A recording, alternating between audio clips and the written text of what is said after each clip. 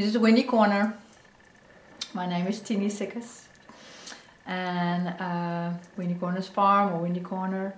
And it's in Charlotte, and Vermont. And yeah.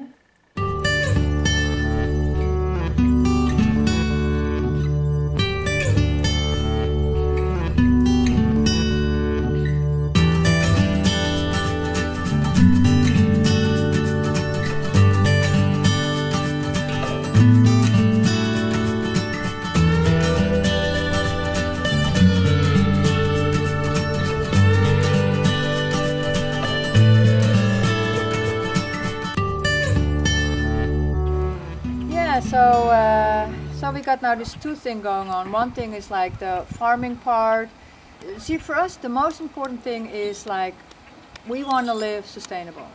We want to grow all our food all year round, and we do already for years here in Vermont with the root cellaring, the drying, kimchi making, the cheese. We have the animals, the meat, the eggs, and so we have it all except the grain. You know, we don't have that stuff yet, but you know it's okay. You know.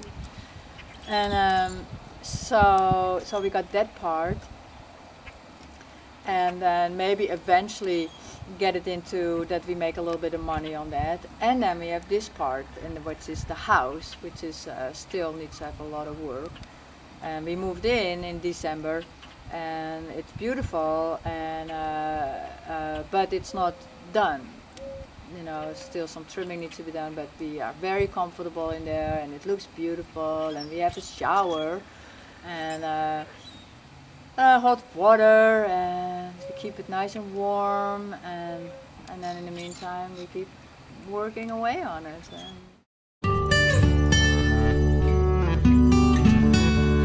Okay, straw. So you got the straw.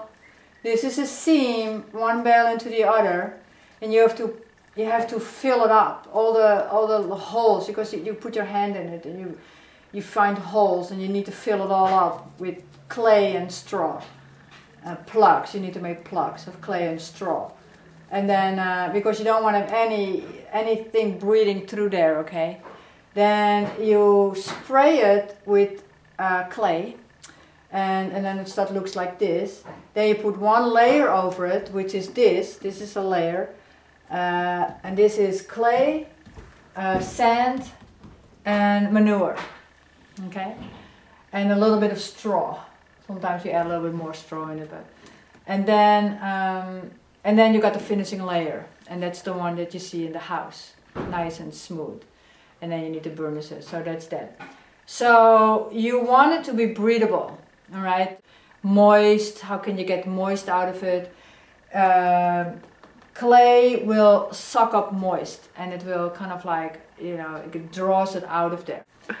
Yeah, and the outside, because we live in Vermont, we decided that it probably is a good idea to put wood on the outside. How we heat the water, and to be sustainable, we get wood invasive species out of the woods. From or people's yard or the town park,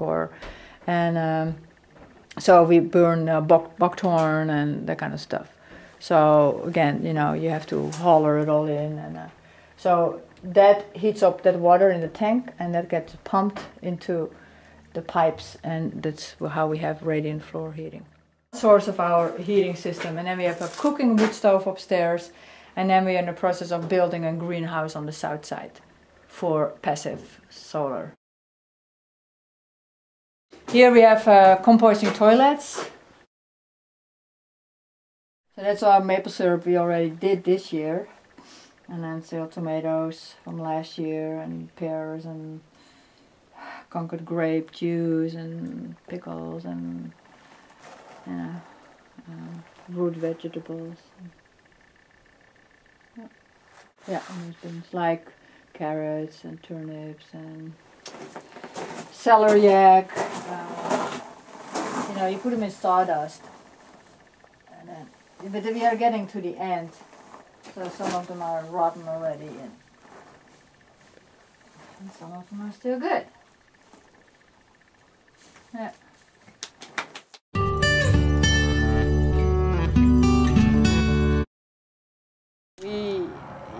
wanted to do the farming sustainable because we don't want to use any fossil fuel. Right, well, I think where you need to start with is just being conscious what's going on, conscious of what's around you, conscious about what people put in their soil, and you know, but start with yourself. Start with like, what are you buying? You know, are you buying processed food all the time?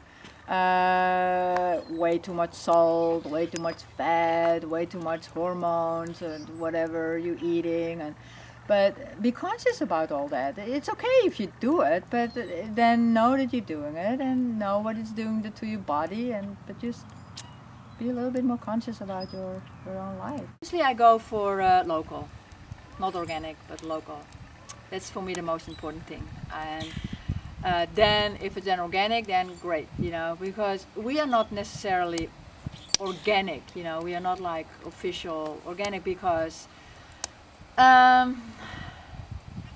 it's wonderful and I think it's great, and we don't use any pesticides, so we don't do all that.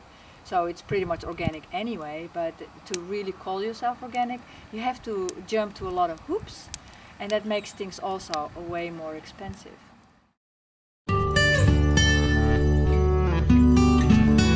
Wow, it's more like a learning educational place here than anything else. People come and go, which we thought it was awesome. It was really cool that they pick up stuff here and they figure out like, wow, you can milk a goat, you know, or you can, you know, they are not so afraid anymore because they did it for like half a year or a year. It depends on how long they were living here.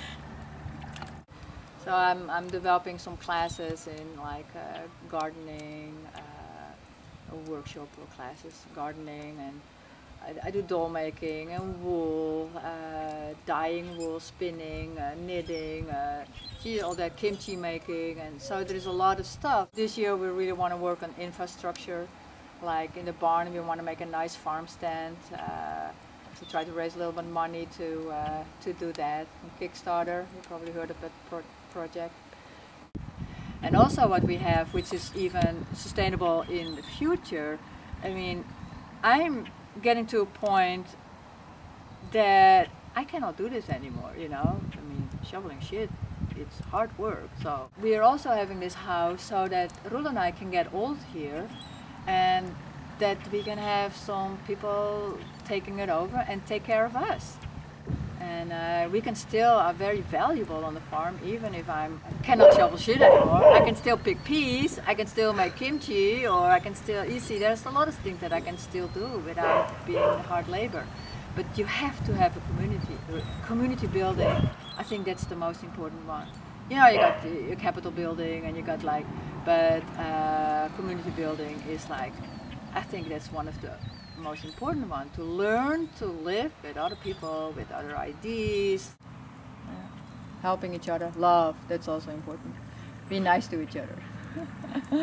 Yeah, it's a good one.